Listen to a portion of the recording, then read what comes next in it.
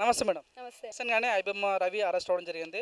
మొత్తం ఎక్కడ చూసినా కూడా తన గురించి పెద్ద దుమారం నడుస్తుంది. కొంతమంది పాజిటివ్‌గా రెస్పాండ్ అవుతారు. కొంతమంది నెగెటివ్‌గా రెస్పాండ్ అవుతున్నారు. రీసెంట్‌గా ఒక న్యాయవాది వచ్చి ఐబొమ్మ రవిని మేము ఎట్లైనా కాపాడుకుంటాము. ఒక్కరోజు రిలీజ్ చేస్తామని చెప్పడం జరిగింది. సో మీరు ఎవరి వైపు ఉన్నారు? నేను వచ్చేసి అండి ఐబొమ్మ రవి సైడ్ అంటే ఇమ్మాడి రవి సైడే ఉన్నాను. బికాస్ ఎందుకంటే నేను చాలా మూవీస్ చూశాను.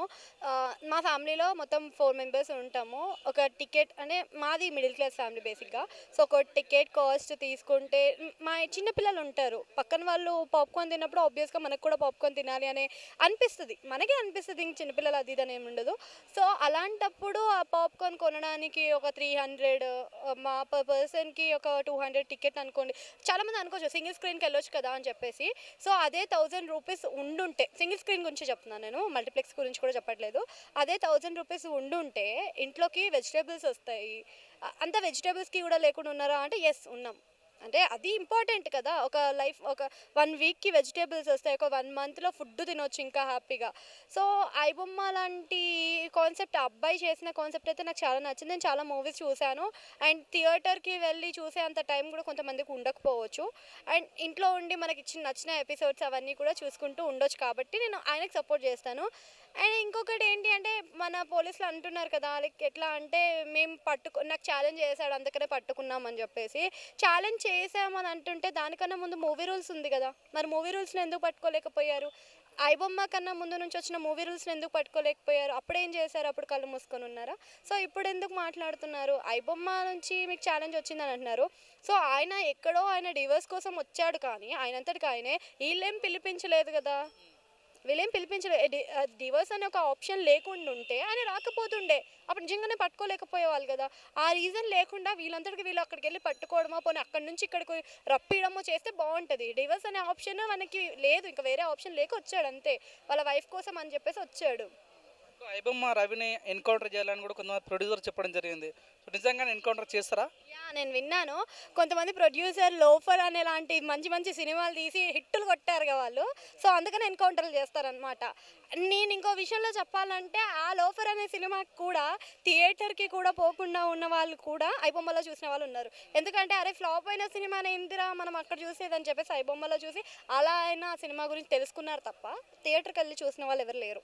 సో అలాంటి వాళ్ళు కూడా ఈరోజు మాట్లాడుతున్నారు అంటే, ఫస్ట్ ఆఫ్ ఆల్ ప్రొడ్యూసర్స్ మారాలి.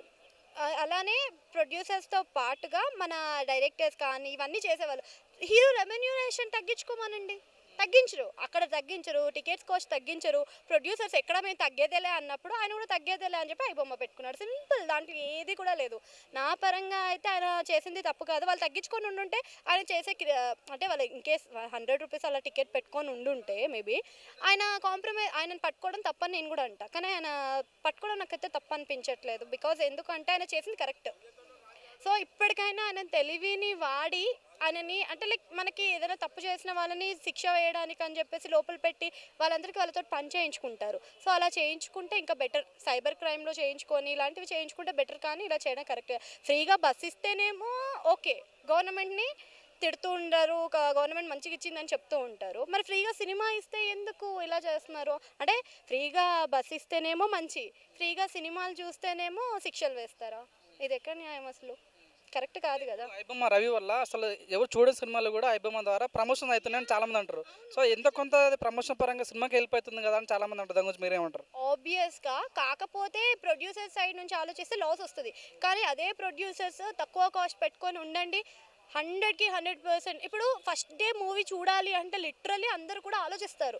ఏందయ్యా మొన్న మన ఓజిక్ కానీ అంతకుముందు కానీ టికెట్ కాస్ట్ 500, 700, 800 ఎవరు వెళ్తారు? ఇప్పుడు ఒక ఫ్యామిలీ వెళ్ళాలి. పుష్పకి చూసాము, ఇంతకుముందు అదే బాహుబలి సినిమాకి వితౌట్ ఛార్జెస్ ఏదైతే ఎక్స్పెన్సెస్ పెంచక ముందుకి బాగుందంతా. సో అప్పుడు అదే కలెక్షన్ తీసుకొచ్చింది. ఇప్పుడు నువ్వు ఎక్స్పెన్సెస్ పెంచేసి హైప్ ఏదైనా మూవీ అంటే మన జీవితంలో జరిగిందే మూవీగా తీస్తారు. దానికి ఇంకా డబ్బులు పెట్టడమే ఎక్కువ అంటే ఇంకా దానికి ఇంకా డబుల్ త్రిబుల్ వేస్తున్నారు.